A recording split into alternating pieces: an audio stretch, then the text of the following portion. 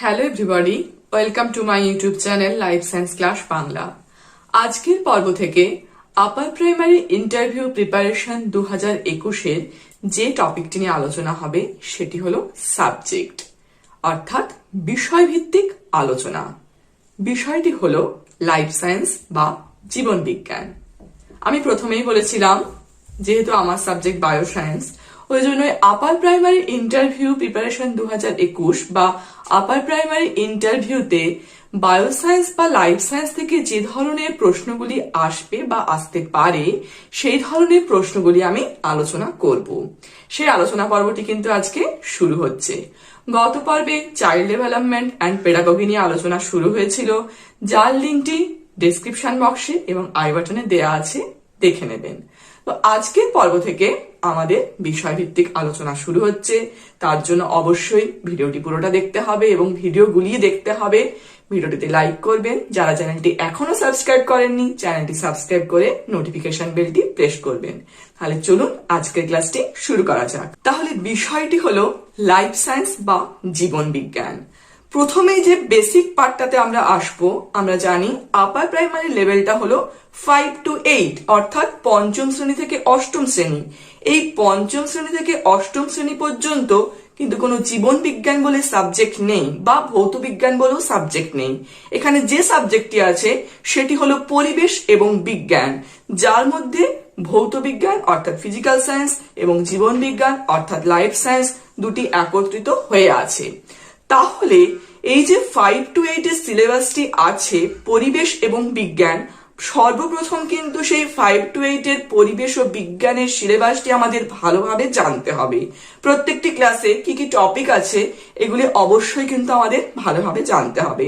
আমি চেষ্টা করব এই সিলেবাসটা সম্পর্কে যতটা সম্ভব আপনাদের কাছে রিপ্রেজেন্ট করা যায় ততটা। তাছাড়াও কিন্তু আপনারা এটি ভালোভাবে জানবেন।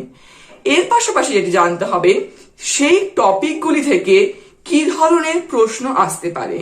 একটা কথা বলি, যখন আপনি একজন টিচার হিসেবে ইন্টারভিউ দিতে যাচ্ছেন এবং সেটা যখন একটা বায়ো সায়েন্স বা লাইফ সায়েন্সের টিচার হিসেবে ইন্টারভিউ দিতে যাচ্ছেন, সেখানে কিন্তু আগে আপনার বেসিক পার্টটা জানতে চাইবে, অর্থাৎ 5 to 8 এর সিলেবাসের টপিকগুলো আছে সেইখান থেকে কিন্তু কিছু প্রশ্ন অবশ্যই আপনাকে করা হবে। তারপরে কিন্তু চলে আসবে আস্তে আস্তে উচ্চ শ্রেণীর দিকে, মানে 9, 10, 11, 12 গ্রাজুয়েশন এবং মাস্টার ডিগ্রি থেকেও কিন্তু আপনাকে প্রশ্ন করতে পারে। কারণ আপনার কোয়ালিফিকেশনটা এখানে যতটা, আপনাকে কিন্তু সেই ততটা জায়গা থেকেই প্রশ্ন করতে পারে। কিন্তু যেখান থেকে প্রশ্ন আসার সম্ভাবনাটা সব থেকে বেশি সেটা কিন্তু অবশ্যই পঞ্চম থেকে অষ্টম শ্রেণীর সিলেবাসের মধ্যে। সেই সিলেবাসটি ধরেই আপনাকে বিভিন্ন রকম খুঁটিনাটি প্রশ্ন কিন্তু জানতে চাইবে, যেই প্রশ্নগুলি কিন্তু আপনার গ্রাজুয়েশন লেভেল থেকেও হতে পারে বা মাস্টার ডিগ্রি লেভেল থেকেও হতে পারে। সেই কারণে আপনারা বেসিক পার্টটি কিন্তু ক্লিয়ার রাখবেন। তো চলুন, এত কথা বললাম আপনাদেরকে, আশা করি আপনাদের এই কথাগুলি খুবই কাজে লাগবে। এরপর আজকে আমি মূলত যে ক্লাসটি নিয়ে আলোচনা করব সেটি হলো সপ্তম শ্রেণী অর্থাৎ ক্লাস 7। ক্লাস 7-এর পরিবেশ এবং বিজ্ঞানের জীবন বিজ্ঞান যে পার্টটি আছে সেই পার্টের সিলেবাসটির মানে টপিকগুলি আমি আগে বলে দেবো আপনাদেরকে, আপনারা ভালো করে শুনে নিন। সেই টপিক থেকে তারপরে আমি প্রশ্ন উত্তর আলোচনা করব, কি ধরনের প্রশ্ন আসতে পারে সেটি আলোচনা করব। এবং এটি মনে রাখবেন যে এটা তো অনেকটা ভাস্ট সিলেবাস, সেক্ষেত্রে হয়তো একটা পর্বেই এটা কিন্তু শেষ হয়ে যাবে না, তাই আগামী পর্বগুলো কিন্তু অবশ্যই দেখবেন। তার জন্য ভিডিওটাতে লাইক করবেন এবং চ্যানেলটা অবশ্যই সাবস্ক্রাইব করে রাখবেন। প্রথমে বলে দিই, সপ্তম শ্রেণীর পরিবেশ ও বিজ্ঞানের জীবন বিজ্ঞান পাঠে কি কি টপিক আছে। প্রথম টপিকটি হলো মানুষের খাদ্য, 1 নম্বর। 2 নম্বর, পরিবেশের সজীব উপাদানের গঠনগত বৈচিত্র্য ও কার্যগত প্রক্রিয়া। 3 নম্বর, পরিবেশের সংকট, উদ্ভিদ ও পরিবেশের সংরক্ষণ। এবং 4 নম্বর, পরিবেশ ও জনস্বাস্থ্য।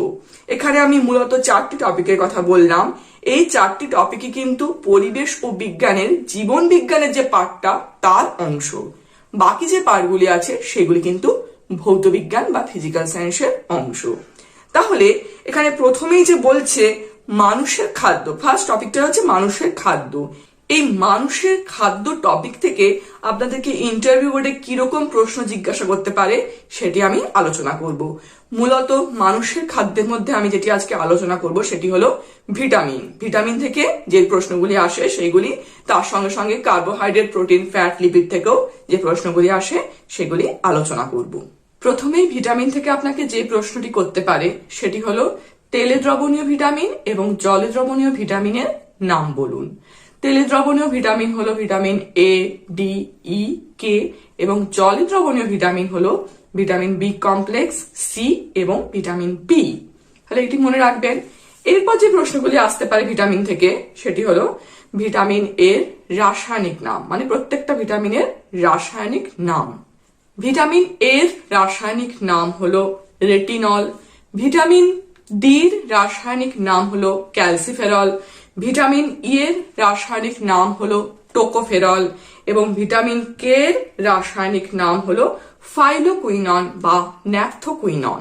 এটা হয়ে গেল তেলে দ্রবণীয় ভিটামিনগুলোর রাসায়নিক নাম। এরপর চলে আসছি জলে দ্রবণীয় যে ভিটামিনগুলো আছে সেই ভিটামিনগুলোর রাসায়নিক নামই।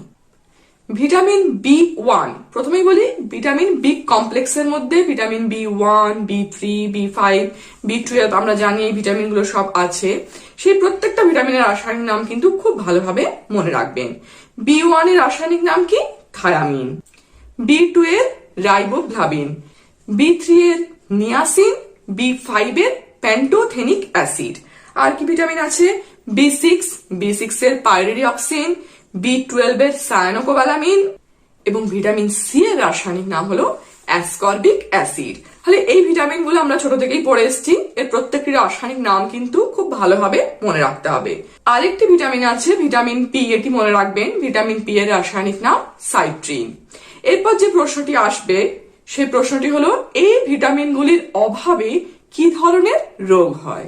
প্রথমেই ভিটামিন এর অভাবে কি রোগ হয়? ভিটামিন এর অভাবে রাতকানা রোগ হয়। ভিটামিন ডি এর অভাবে কি রোগ হয়? ভিটামিন ডি এর অভাবে শিশুদের পায়ের হাড় বেঁকে যায়, অর্থাৎ অস্টিওমালেসিয়া এবং রিকেট এই রোগটি কিন্তু হয়।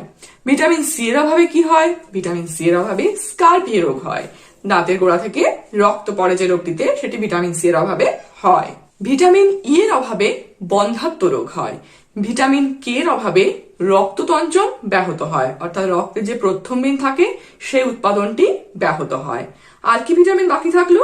ভিটামিন বি1, যার রাসায়নিক নাম থায়ামিন, সেই ভিটামিনের অভাবে কি রোগ হয়? বেরিবেরি নামক রোগ হয়। ভিটামিন বি1 এর অভাবে বেরিবেরি রোগ হয়। ভিটামিন বি2 এর অভাবে চিলোসিস, যেটিকে ঠোঁটে ঘা বলে, এবং গ্লসাইটিস, যেটিকে জিভে ঘা বলে, সেই রোগটি হয়। আর কি হয়?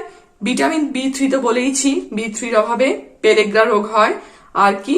বি6 এর অভাবে ডার্মাইটিস বা মৃগী রোগ হয়। ভিটামিন বি9 এর অভাবে মেগালোব্লাস্টিক অ্যানিমিয়া রোগ হয় এবং এটি খুব ভালোভাবে মনে রাখবেন। ভিটামিন বি12 এর অভাবে পার্নিসিয়াস অ্যানিমিয়া নামক একটি রোগ হয়, অর্থাৎ যেটি হলো বৃদ্ধ বয়সের রক্তাল্পতা। তাহলে ভিটামিন থেকে মূলত এই ধরনের প্রশ্নগুলি কিন্তু পড়বেন এবং এই ধরনের প্রশ্নগুলি পড়লে কিন্তু আপনি অনেকটাই অ্যাটেন্ড করতে পারবেন। এর সঙ্গে আরেকটি ইনফরমেশন দিয়ে রাখছি, ভিটামিনের নামকরণ কে করেন? বিজ্ঞানী কাসিমির ফ্রাঙ্ক। এই নামটা একটু মনে রাখবেন। তাহলে ভিটামিন থেকে এই ধরনের প্রশ্নগুলি কিন্তু আসতে পারে। নেক্সট প্রশ্ন কিছু করব কার্বোহাইড্রেট, প্রোটিন এবং ফ্যাট ওই জায়গাটা থেকে। প্রথম প্রশ্ন, কার্বোহাইড্রেটে হাইড্রোজেন ও অক্সিজেনের অনুপাত কত? কার্বোহাইড্রেটে হাইড্রোজেন এবং অক্সিজেনের অনুপাত হলো 2:1। নেক্সট কোশ্চেন, কোন খাদ্য উপাদানকে জল অঙ্গার বলা হয়? কার্বোহাইড্রেটকে জল অঙ্গার বলা হয়। নেক্সট প্রশ্ন, লিপিডের সরল রূপটি কি? লিপিডের সরল রূপটি হলো ফ্যাটি অ্যাসিড এবং গ্লিসারল। নেক্সট কোশ্চেন, প্রোটিনের গঠনগত একক কি? প্রোটিনের গঠনগত একক হলো অ্যামাইনো অ্যাসিড। এগুলো কিন্তু খুব বেসিক কোশ্চেন, মানে বেসিক পার্ট থেকেই প্রশ্নগুলি হচ্ছে। এই প্রশ্নগুলি কিন্তু খুব ভালোভাবে মাথায় রাখবেন। নেক্সট প্রশ্ন, কোন সরল প্রোটিন ডিমের কুসুমে পাওয়া যায়?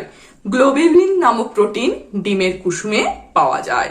তারপরে প্রশ্ন, শর্করার মৌলিক উপাদানগুলি কি কি? শর্করার মৌলিক উপাদানগুলি হলো কার্বন, হাইড্রোজেন ও অক্সিজেন। তারপরে প্রশ্ন, প্রোটিনের মৌলিক উপাদানগুলি কি কি? প্রোটিনের মৌলিক উপাদানগুলি হলো কার্বন, হাইড্রোজেন, অক্সিজেন এবং নাইট্রোজেন। এগুলো খুব ভালোভাবে মনে রাখবেন। নেক্সট কোশ্চেন, আমাদের দেহের শক্তির প্রাথমিক উৎস কি? আমাদের দেহের শক্তির প্রাথমিক উৎস হলো কার্বোহাইড্রেট বা শর্করা। পরের প্রশ্ন, নিউক্লিক অ্যাসিডের ক্ষুদ্র একককে কি বলা হয়? নিউক্লিক অ্যাসিডের ক্ষুদ্র একককে নিউক্লিওটাইড বলা হয়। এখান থেকে চলে আসবে ডিএনএ এবং আরএনএ ব্যাপারটি। ডিএনএ সম্পূর্ণ নাম কি? ডিএনএ সম্পূর্ণ নাম হলো ডিঅক্সিরাইবোনিউক্লিক অ্যাসিড।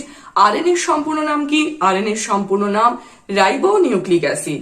সেইখান থেকে চলে আসতে পারে পিউরিন, পিরিমিডিন বেসের ব্যাপারটি। পিউরিন বেসের মধ্যে কি কি পড়ছে? অ্যাডিনিন এবং গুয়ানিন। পিরিমিডিন বেসের মধ্যে কি কি পড়ছে? সাইটোসিন, থাইমিন এবং ইউরাসিল। থাইমিন পাওয়া যায় ডিএনএ এর ক্ষেত্রে, ইউরাসিল কিন্তু পাওয়া যায় আরএনএ এর ক্ষেত্রে। এটি কিন্তু ভালোভাবে মনে রাখবেন। কে কার সঙ্গে বেশ করে? এর সঙ্গে টি অর্থাৎ অ্যাডিনিনের সঙ্গে থাইমিন বেশ করে, আর জি এর সঙ্গে সি অর্থাৎ গুয়ানিনের সঙ্গে সাইটোসিন বেশ করে। অ্যাডিনিনের সঙ্গে থাইমিন, এ টি যেটিকে বলছি তার মধ্যে থাকে ডাবল বন্ড, আর জি সি যেটি মানে গুয়ানিন এবং সাইটোসিন তার মধ্যে থাকছে ট্রিপল বন্ড। আর অ্যাডিনিনের সঙ্গে থাইমিনটা হচ্ছে ডিএনএ এর ক্ষেত্রে, আর আরএনএ এর ক্ষেত্রে হচ্ছে অ্যাডিনিনের সঙ্গে ইউরাসিল। এটি ভালোভাবে কিন্তু মনে রাখবেন। আরেকটি প্রশ্ন থাকতে পারে, প্রাণীজ প্রোটিন কেরাটিন কোথায় কোথায় পাওয়া যায়? প্রাণীজ প্রোটিন কেরাটিন কোথায় কোথায় পাওয়া যায়? ত্বক, চুল, নখ, খুর, শিং ইত্যাদি জায়গায়। নেক্সট যে প্রশ্নটি থাকতে পারে সেটি হলো, 1 গ্রাম শর্করা থেকে কত কিলো ক্যালোরি শক্তি পাওয়া যায়? 1 গ্রাম শর্করা থেকে 4.1 or 4 যাই বলুন না কেন, বেসিক্যালি 4.1 কিলো ক্যালোরি শক্তি পাওয়া যায়। তেমনি 1 গ্রাম প্রোটিন থেকেও 4.1 কিলো ক্যালোরি শক্তি পাওয়া যায়, এবং 1 গ্রাম ফ্যাট থেকে বা লিপিড থেকে 9.3 কিলো ক্যালোরি শক্তি পাওয়া যায়। এটা কিন্তু ভালোভাবে একটু মনে রাখবেন। এরপর আপনাকে প্রশ্ন করতে পারে, একটি 4 কার্বন যুক্ত শর্করার নাম বলুন। 4 কার্বন যুক্ত একটি শর্করা হলো এরিথ্রোজ। তারপরে প্রশ্ন করতে পারে, একটি 5 কার্বন যুক্ত শর্করার নাম করুন। 5 কার্বন যুক্ত একটি শর্করা হলো রাইবোজ। নেক্সট করতে পারে যে একটি 6 কার্বন যুক্ত শর্করার নাম করুন বা একটি হেক্সোজেন নাম করুন। একটি 6 কার্বন যুক্ত শর্করা বা হেক্সোজেন নাম হবে কি? গ্লুকোজ। তাহলে এই প্রশ্নগুলি কিন্তু খুবই সোজা, কিন্তু এগুলি ভালো করে প্র্যাকটিস করবেন, কারণ এইখান থেকে এরকম ধরনেরই কিন্তু প্রশ্ন আসতে চলেছে। আজ তাহলে এই পর্যন্তই। এইরকম ভাবে কিন্তু পরের পর্বগুলিতে আরো টপিক রিলেটেড অর্থাৎ লাইফ সায়েন্স বা 5 to 8 এর যে পরিবেশ ও বিজ্ঞান থেকে যে টপিক রিলেটেড প্রশ্নগুলি সেগুলি কিন্তু এইভাবেই আলোচনা হবে। ভিডিওটি ভালো লাগলে অবশ্যই লাইক করবেন। চ্যানেলটি যারা এখনো সাবস্ক্রাইব করেননি চ্যানেলটি সাবস্ক্রাইব করে নোটিফিকেশন বেলটি প্রেস করবেন। Thank you.